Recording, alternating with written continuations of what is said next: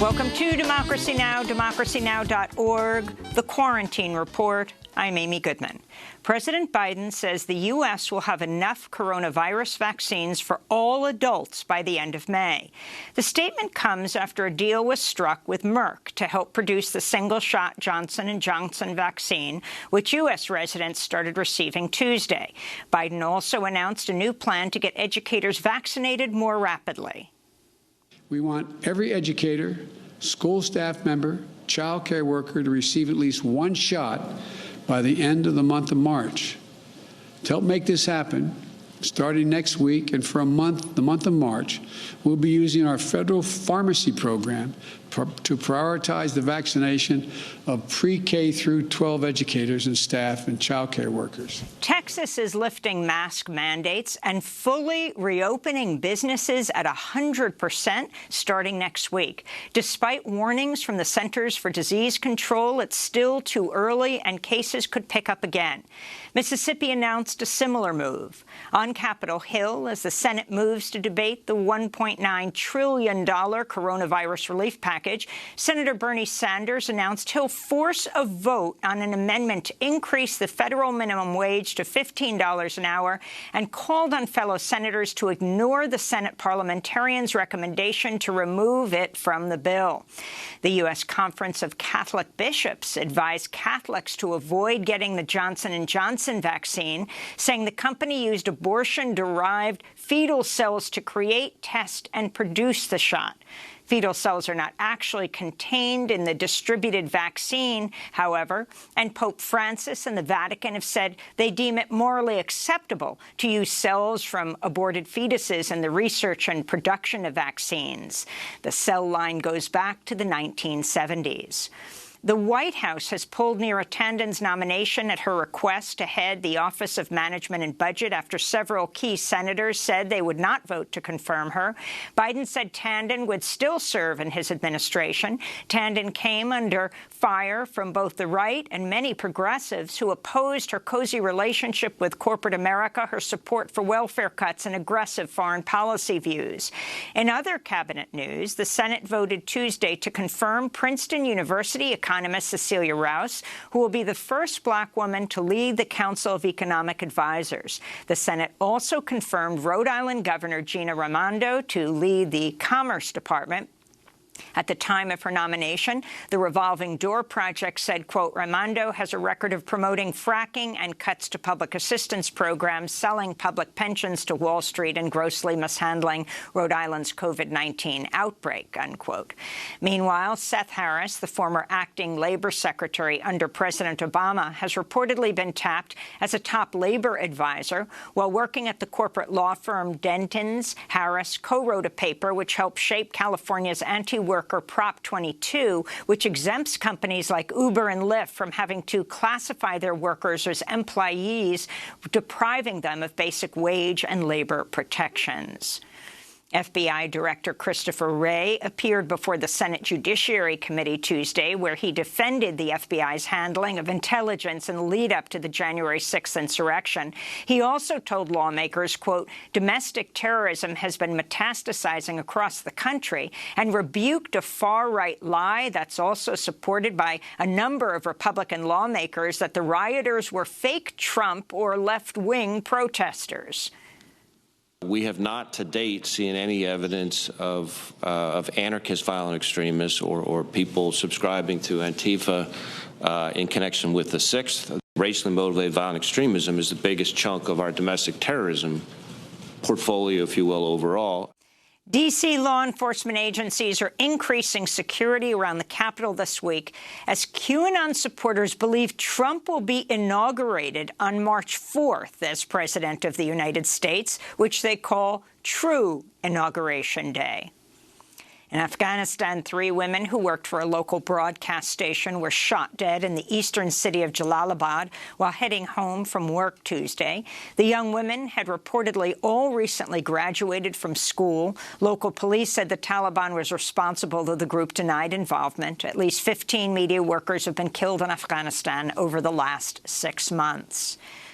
Protests erupted across Lebanon Tuesday after the value of the Lebanese pound plunged to a record low on the black market, the latest in the ongoing economic crisis. The turmoil has also triggered a fuel shortage that's led to extended power cuts. In some areas, people have been left without electricity for over 12 hours. In Moroccan-occupied Western Sahara, the family of a political prisoner who's been on hunger strike since early January were denied access to see him and warned he could be in critical condition or even dead. Mohamed Lamine Hadi has also reportedly been threatened with retaliation and death. This is Hadi's mother. If he is still alive, they should allow us visiting him. And if he is dead, they should give us his remain. I will not move from here until to meet my son. Let them arrest or kill me or blow me away. I just can't bear life without him. Hadi is part of a group of political prisoners who received harsh sentences after the violent dismantlement of the protest camp known as Gdim Izik, which Noam Chomsky called the first uprising of the Arab Spring. Meanwhile, 100 Sahrawi organizations published an open letter to President Biden asking him to reverse Trump's recognition of Moroccan sovereignty over Western Sahara. They write, "The issue of Western Sahara, the last colony in Africa, is easy to understand. It's not an ethnic conflict or a civil war, but a basic issue of decolonization not yet resolved." The Biden administration announced new sanctions against senior Russian officials Tuesday over last year's poisoning of nationalist opposition figure Alexei Navalny with the nerve agent Novichok. The sanctions also target the Russian military's intelligence agency and research groups thought to be involved in the production of chemical and biological agents. Reporters Without Borders has filed a criminal case against Saudi Crown Prince Mohammed bin Salman for the persecution and murder of Washington Post columnist and Saudi dissident Jamal Khashoggi. The case was filed in a German court days after the Biden administration declined to directly sanction the Crown Prince, even after releasing an intelligence report reaffirming bin Salman approved Khashoggi's murder. A new report by the International Energy Agency says global carbon dioxide emissions have not only returned to pre-pandemic levels, but have surpassed them by the end of last year. IEA's executive director said, quote, "If governments don't move quickly with the right energy policies, this could put at risk the world's historic opportunity to make 2019 the definitive peak in global emissions." The Biden administration's withdrawn an environmental review for a massive copper mine in eastern Arizona, temporarily blocking a multinational mining corporation, Resolution Copper, from taking over a parcel of land sacred to the San Carlos Apache Nation and other Native communities. The U.S. Forest Service said it needs more time to consult with Native people about the mine's impact on Oak Flat, an ancient forest with spiritual and cultural significance.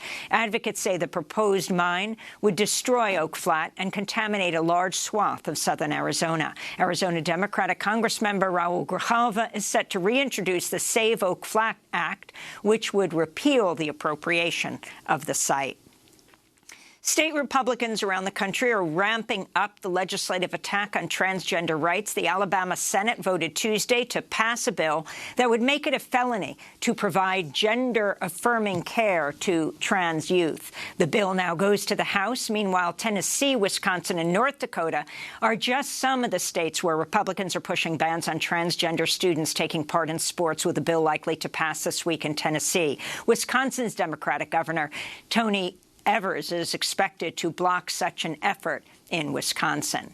In California, at least 13 people are dead after a tractor-trailer crashed into an SUV packed with over 24 people in an agricultural area near the U.S.-Mexico border. Most of the victims were from Mexico, though further details remain unclear. Thousands of farm workers across the United States daily to work in fields. Authorities are also looking into whether the passengers may have been victims of human smuggling. And Democrats reintroduced legislation Tuesday to require universal background checks for all gun sales. Biden called on Congress last month to pass gun control legislation, but 10 Republican senators would need to join Democrats in backing the expansion of federal background checks for the bill to pass. Meanwhile, another gun control bill was also introduced Tuesday, which would prevent people convicted of domestic violence from buying or owning firearms. And those are some of the headlines. This is Democracy Now!, democracynow.org, The Quarantine Report. I'm Amy Goodman in New York, joined by co-host Juan Gonzalez in New Brunswick, New Jersey. Hi, Juan. Hi, Amy, and welcome to all of our listeners and viewers across the country and around the world.